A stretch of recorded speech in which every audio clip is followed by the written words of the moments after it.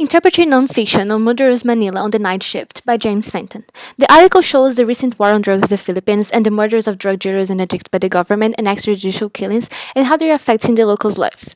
The author starts with strong and vivid opening, appealing to our visual sense in the first highlighted passage, and sets the scenario and events the article will circle around in the second passage, and encourages the reader to continue with the hook present in the last sentence of this paragraph not highlighted, and appeals to the reader's curiosity to keep going. Throughout the text, the crime scenes are always set in poor neighborhoods, poor houses and neighborhoods, which shows the readers that such drug-related murders affect mainly the poorest.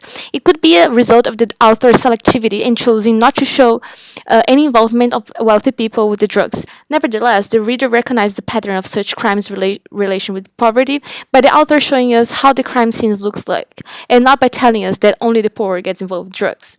Another case of a good usage of the show don't tell approach is given in the highlighted passage where he reproduces what he heard from a local that drug addicts have no comeback, that they become zombies. With some context, we can interpret this general thought about drug addicts in the Philippines being related with them not having enough rehab facilities and services, which result in indeed many of the addicted not coming back due to this lack of support. So context makes us understand why the locals might think that way. Another example of where the context might change our view of Duterte, the president of the Philippines and responsible for this war on drugs, is where like in the main article where it says that the war began in July, and with some context we can see that the president inaugurated um, his mandate in June 30th, which means that probably there was no major event that caused the ruling president to engage in such war, but rather there is probably his own desire and policy to do so. Without context, this highlighted passage made me think that the Philippines like Duterte because they are conservative people and their vision aligns with the president's view. With some research, I could see that the Philippines were mainly deluded by the past presidents and the lack of policies that targeted the poor.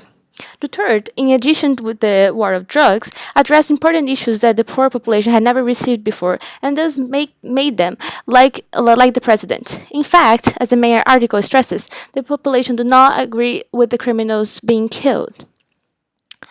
Although overall the author is quite objective and detailed in his article, I could notice a rare, almost explicit expression of his opinion within the parentheses in the highlighted box.